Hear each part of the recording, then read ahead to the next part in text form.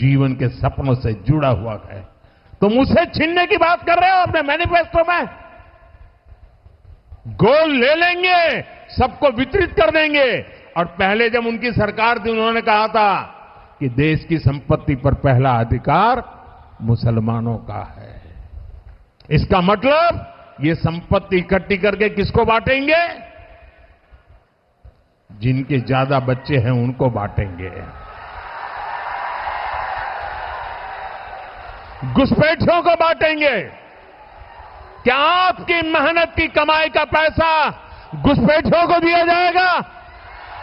आपको मंजूर है ये कांग्रेस का मैनिफेस्टो कह रहा है कि वो माताओं बहनों का सोने का हिसाब करेंगे, उसकी जड़ती करेंगे, जानकारी लेंगे और फिर उस संपत्ति को बांट देंगे।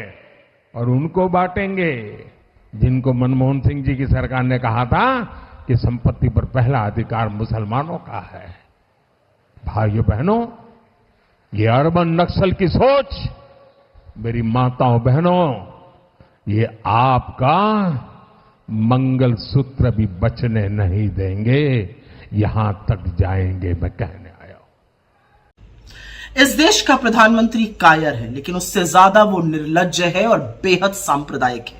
इस बात की पुष्टि खुद नरेंद्र मोदी ने आज अपनी चुनावी सभा जो राजस्थान में थी उस दौरान दे दी। नरेंद्र मोदी जी, जिस दिन से चुनाव शुरू हुआ है आपको सिर्फ हिंदू, मुसलमान, मुस्लिम लीग, मुगल रूल, मीट, मुर्गा, मछली यही सब दिख रहा है। और हमने भी ठान ली है कि चुनाव तो इस बार बेरोजगारी, महंगाई, किसानों के हक, श्रमिकों के लिए न्याय, औरतों की सुरक्षा, हाशिए पर लोगों के हक का जो हनन हो रहा है उसी पर होगा और हम उसी पर टिके हुए हैं। लेकिन आप एक भी मुद्दे की बात नहीं करना चाहते आज। लेकिन आपने जो कहा है ना, आपने मर्यादा की वो सीमा लांघी है जो पाप है। मंगलसूत्र पे आपने बोला है। आपकी हिम्मत कैसे हुई मंगलसूत्र पर बोलने की? आपने कहा कि कांग्रेस के मैनिफेस्टो में लिखा है कि आपका मंगलसूत्र भी वो लोगों में बांट देंगे। कांग्रेस के मैनिफेस्टो में मैं चुनौती से आपसे कहती हूं, ऐसी कहां पर कौन सा मैनिफेस्टो आप पढ़ रहे हैं जिसमें ऐसी बात लिखी है? कहां लिखा है कि हम लोगों की संपत्ति लेकर बांट देंगे?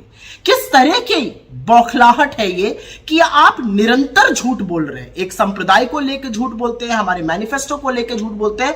अब इतने बेतुके झूठ बोलने लगे हैं कि लोगों को आपके मानसिक संतुलन पर सवाल उठाना पड़ रहा है।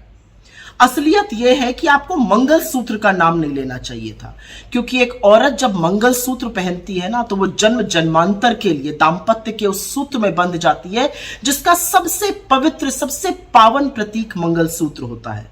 इस देश के करोड़ों लोग पूरी निष्ठा से, पूरी ईमानदारी से दाम्पत्य के सूत्र को, दाम्पत्य के संबंध को निभाते हैं। आपको मंगलसूत्र पर इतनी घटिया गंदी टिप्पणी नहीं करनी चाहिए थी कि हम औरतों का मंगलसूत्र लेकर लोगों में बांट देंगे। यह सिर्फ एक जेवर, एक गहना नहीं होता है।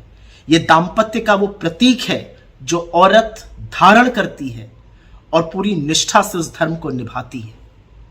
आप भले इसको ना समझिए, लेकिन इस देश के करोड़ों महिलाओं का, करोड़ों बेहताओं का आपने आज घोर अपमान किया है और आपको माफी मांगनी चाहिए।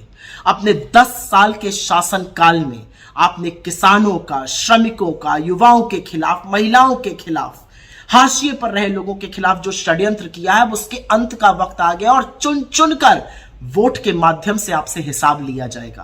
कांग्रेस के मैनिफेस्टो में बिल्कुल जातिगत जनगणना की बात है और हम डंके की चोट पर कहते हैं कि पिछड़े, दलितों, वंचितों, शोषितों, आदिवासियों के साथ साथ सामान्य वर्ग के, सामान्य कास्ट के, ठाकुर ब्राह्मण जैसी कास्ट के भी उन गरीब लोगों के साथ न्याय होना चाहिए जो समाज के हाशिए पर है।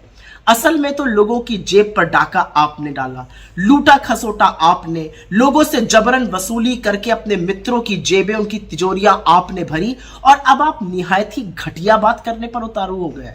अरे थोड़ा तो बोलने से पहले सोचा करिए कि आप इस देश के प्रधानमंत्री। आज पूरा देश स्तब्ध है कि एक चुना हुआ प्रधानमंत्री ये कह कैसे सकता है, लेकिन इसी देश ने चुना भी तो आप ही को है। खैर, अब समझ में आ गया है, बस थोड़े ही दिनों की बात है। लेकिन जाते जाते ऐसी बात मत कीजिए कि पूरा देश पानी पी पी कर आपके शब्दों को, आपके बयानों को और आपकी घिनौनी गंदी सोच को कोसे। वही हो रहा है आज।